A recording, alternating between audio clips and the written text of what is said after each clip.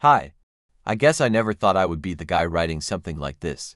I'm 44 years old, my name's Mark, and until about 6 months ago, I thought I had a pretty solid life. Not perfect, but solid. Married to Emily for nearly 15 years, two kids, one in middle school, the other starting high school, steady job in it that pays the bills, decent house in the suburbs.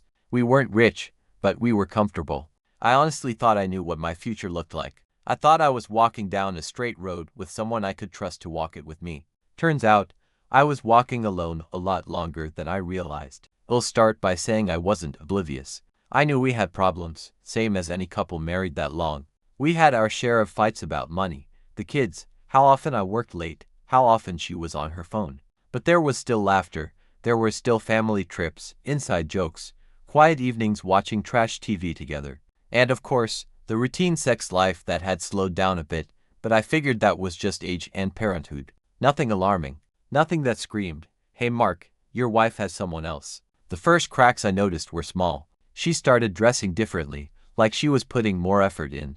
At first, I thought maybe she was just trying to feel good about herself again. She started going to the gym regularly, which was new, and she got a new haircut, started wearing makeup more often, especially when she said she was just running errands or meeting a friend.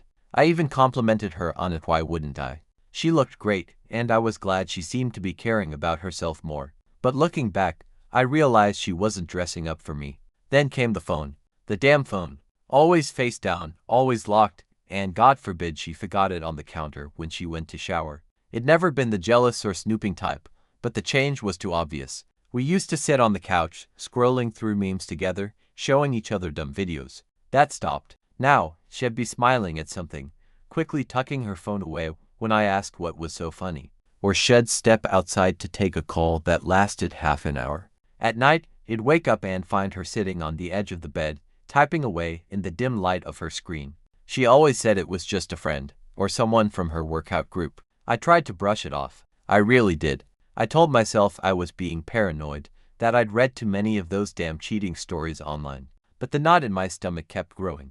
The real breaking point came one Friday night. She said she was going out with her girlfriends for drinks. Nothing unusual. She did that maybe once a month. But this time, I noticed she sprayed perfume, the same one she wore on our anniversary dinners, and spent way too long picking out her outfit. A little black dress that I honestly hadn't seen in years. She looked stunning, and for a moment, I wanted to believe it was for me, even though I wasn't going anywhere with her. The kids were at a sleepover, so I had the house to myself. I poured a whiskey, played some old rock records, tried to enjoy the quiet. But the anxiety wouldn't let go. By midnight, she still wasn't home. No texts, no updates. Around 1:30, she finally came back. Her hair was messy, lipstick faded, and she reeked of alcohol, but not just alcohol. There was this faint scent of cologne clinging to her, something I didn't own. I didn't confront her right then. She stumbled into bed, passed out, and I just lay there staring at the ceiling. That was the night I knew in my bones. She was with someone else. It'll keep going in the next part, because this is just the beginning of the unraveling. The next morning, she acted like nothing had happened. Made coffee, scrambled eggs, asked about the kids' sleepover. I sat there at the table watching her laugh about some silly story our son had told, and it hit me how good she was at lying. How many times had I looked across that same table, thinking I knew her, while she kept this whole other life hidden? I didn't accuse her right away. I wanted proof. I wanted something solid, not just my gut screaming at me. I've always been the kind of guy who needs evidence before I make a move. It's the it brain, I guess. I troubleshoot. I don't just jump to conclusions. So I started paying attention more carefully.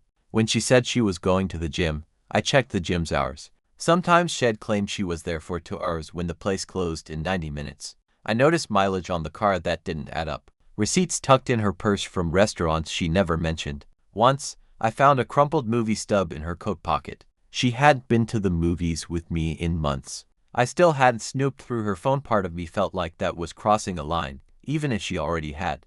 But the way she guarded it, you'd think it held state secrets. She'd take it into the bathroom, into the shower, everywhere. Finally, one night, my paranoia got the better of me. She was asleep, the phone was on the nightstand, and I decided I had to look. It was locked, of course. But here's the thing: when you've been with someone that long, you know their patterns. I tried her birthday, no luck. Our anniversary, no luck. Then I remembered she always used our daughter's birth date for silly things, like Wi-Fi passwords. Bingo. The phone opened. What I saw, Jesus. I don't know what I expected, but not that. There were messages with someone named Alex.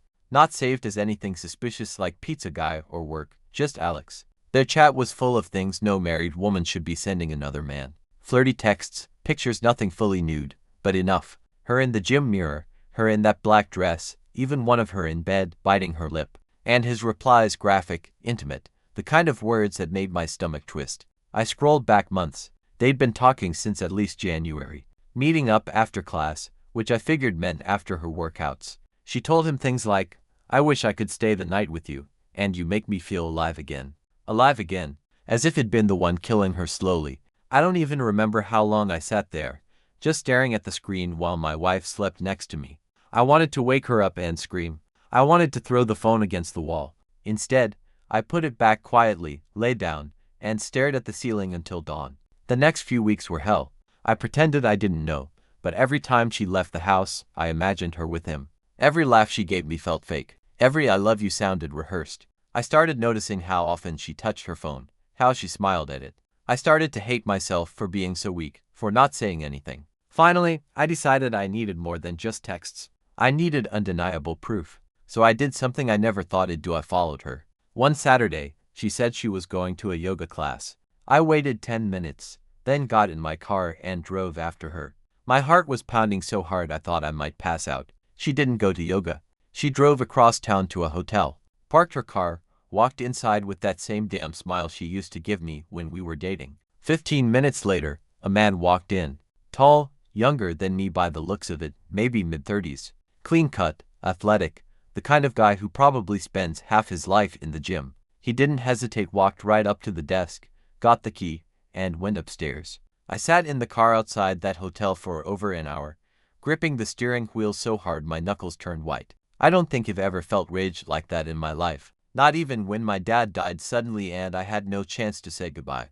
This was worse, because she was alive, she was right there, and she chose someone else. When she finally came out, she looked glowing, like she'd just had the best time of her life. And when she got home, she kissed me on the cheek like nothing had happened. That was the moment I knew my marriage was over, even if it took me months to say it out loud. I'll keep going with what happened when I finally confronted her because that part is burned into my memory like a scar. I didn't confront her that night, or the night after. I don't know why. I guess I was still clinging to the life I thought I had, or maybe I was scared of what saying the words out loud would mean. But the weight of it all was eating me alive. I couldn't sleep, couldn't eat properly.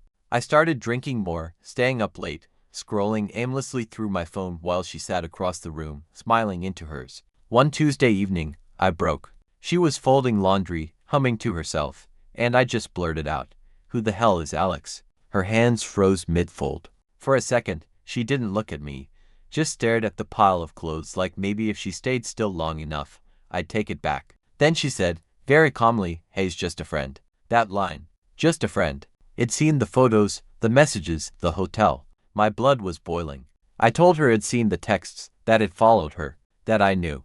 She tried to deny it at first, then shifted to crying, saying she was lonely, that it'd been emotionally unavailable. That old click. She said she didn't plan for it to happen, that she never meant to hurt me, that it just got out of hand. I asked her if she loved him. She didn't answer, and that silence was the loudest answer I've ever heard. We fought, screaming, crying, throwing accusations back and forth. She tried to twist it, to blame me for working too much, for not noticing how unhappy she was. And maybe I wasn't perfect, maybe I missed some signs. But I didn't break our vows. I didn't sneak around like a teenager while my spouse trusted me at home. That night, I slept on the couch. A week later, I told her I wanted a divorce. She begged me to go to counseling, to try for the kids, but I couldn't unsee what I'd seen. I couldn't unknow what I knew. Even if she cut him off tomorrow, even if she swore on her life that she'd never cheat again, I'd always picture her in that hotel room with him. I'd always hear her laugh in those texts. Trust, once it's shattered like that, doesn't glue back together. It's just broken glass. The divorce process was brutal, like ripping off your own skin piece by piece. We tried to shield the kids, but kids are smart. They knew something was wrong. My daughter asked me one night, "Are you and Mom mad at each other?" And I swear it nearly broke me. "What do you even say?" It's been 6 months since I moved out. I've got a small apartment now. Half my stuff is gone, my weekends are split between seeing the kids and trying to figure out who the hell I am without her. I'm 44, and I feel like I'm starting over from zero. Sometimes I wake up and forget where I am, and for a second, I think it was all just a nightmare. Then I roll over and see the empty side of the bed, and reality sets in again. The thing that hurts most isn't even the sex, though that's a dagger in itself. It's knowing she chose to share her laughter, her secrets, her everyday joy with someone else. That she made memories I'll never know about. That there's a version of her out there that wasn't mine anymore, and maybe hadn't been for a long time. I don't know what the future holds. I'm scared, honestly. Dating at this age feels impossible. Some days, I wonder if he'll ever trust anyone again. But I also know I couldn't keep living in that lie. I'd rather face the loneliness of honesty than the comfort of betrayal. So here I am, Mark, 44 years old, divorced, trying to stitch together a life that got torn apart by the one person I thought would always be on my side. And if anyone reading this is in that place where they're seeing the signs, where their gut is screaming at them, but their heart is begging them to look away, listen to your gut. Because the truth hurts like hell, but it's better than living in the dark.